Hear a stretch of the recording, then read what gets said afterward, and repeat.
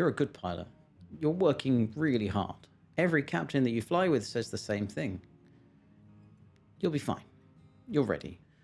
And yet something's nagging inside you, telling you that you're maybe not quite ready for what's about to happen. Let's talk about that feeling.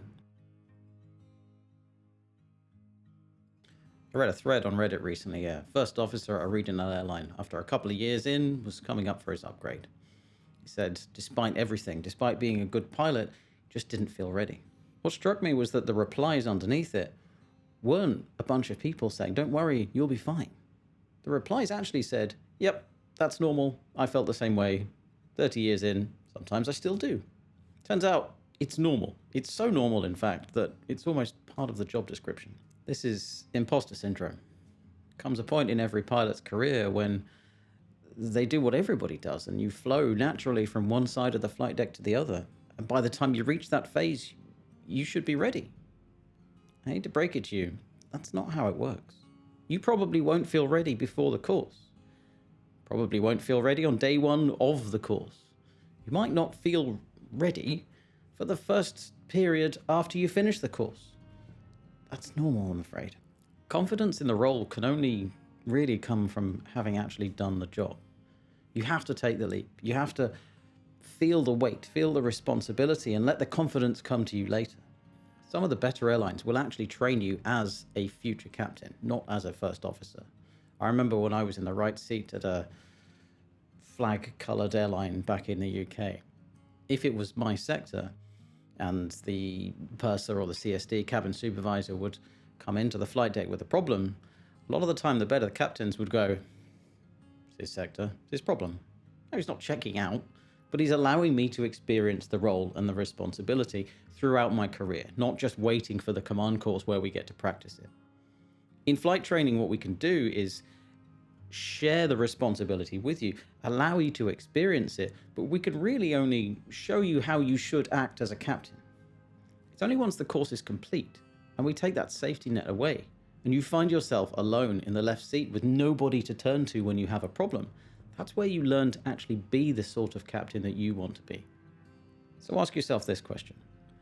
Is it reasonable to expect to feel comfortable or confident at the prospect of doing a role that you've never actually done before?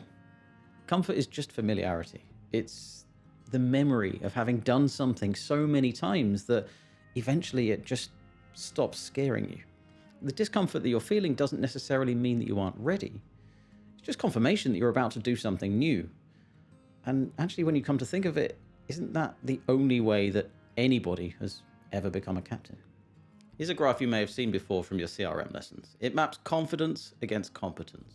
If, like half of the internet, you recognize this as the Dunning-Kruger effect, then you've fallen into my trap. See, those of you who have actually read the study will find that this graph doesn't appear anywhere in that paper. What it actually finds is that those with less competence rate themselves as better than they actually are, and those with a higher level of competence seem to underrate their abilities. Confidently misquoting a study that you haven't read is actually a better definition of the Dunning-Kruger effect than any graph I could draw. Now, what this graph does represent is some of Dunning's later work. Created a delightfully titled paper called Is a Little Learning Actually a Dangerous Thing? It describes something he calls the beginner's bubble, where when you try something new for the first time, you get a surge of confidence after very little exposure. It's only when you pop out of the other side of this beginner's bubble that you start to realize how much you don't actually know. So why am I talking about this? I find recently, with the expansion of aviation, even the legacy airlines are presenting you with the opportunity for a command far earlier in your career than they used to. You find yourself in what's commonly referred to as the valley of despair, staring up at the mountain of experience and knowledge that you're yet to gain. And that's where they're giving you the command course at the moment. The trap is to look at the whole thing as one giant, intimidating mountain to climb, rather than just taking it one decision, one sector, one step at a time. Remember, even after you finish your course and you're operating on the line, you're rarely, if ever, required to make any decisions by yourself. Resource management, asking for help when you need it, is actually 90% of the job. Let's talk practically about what the upgrade actually is. Somebody will take your existing jacket and they'll sew an extra stripe slightly awkwardly on top of what you already have. They're not going to swap your brain out overnight. You're going to walk into that seat. It's the same person you were the night before. And a good part of what you're feeling is exactly that. How can I suddenly become a captain when I am the same person that I was sitting in the other seat last week? But that feeling, that knowledge that you're sitting on a couple of $100 million of aeroplane with several hundred people down the back expecting you to be able to come up with the right decision, that's not weakness.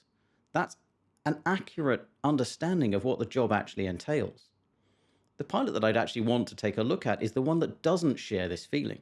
Because somebody who's completely relaxed about doing a job that they've never done before, that's not a sense of calmness. That's probably more likely the stripe having gone to their head before they've had a chance to earn what's actually underneath it. I know which of those two pilots I would rather have in the left-hand seat. But let me just be clear about something, because I don't want to just hand you a comfort blanket and stop there. Feeling nervous is normal. It's a good sign. It means you actually care about what you're doing. But sometimes those nerves aren't just the weight of the role. Sometimes it's your own confidence quietly telling you that you maybe haven't done the work. And the cruel part is that from the inside, those two feelings, they feel exactly the same. So you really got to ask yourself the honest question. Have you earned the right to actually feel these nerves? Is this the discomfort of the unfamiliar, the new thing that you were always going to feel?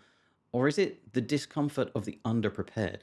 If you can look yourself in the eye and tell yourself with honesty that you know the airplane, the procedures, the policies that you need to know, then you've genuinely put the work in, go ahead. You're about as ready as you possibly can. But if you can't say that, if you know deep down that there's some gaps in your knowledge or some areas where you're slightly underprepared, then that nerve is doing its job. Listen to it, go out and do the work.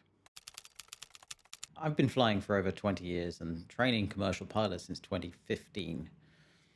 My answer to control the nerves is the same now as it always has been.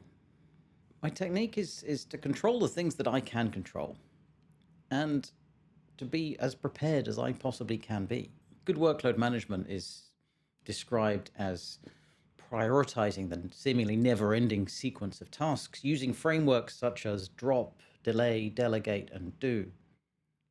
I find the most effective is to do early. Same applies to your command course.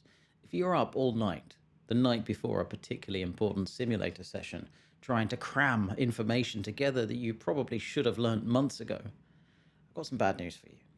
If you don't know it by now, you probably just don't know it. And actually all you're doing by spending all night cramming is robbing yourself of the good night's sleep you might need to be able to perform at your best. A South African colleague once introduced me to the concept of the 5-6 Ps.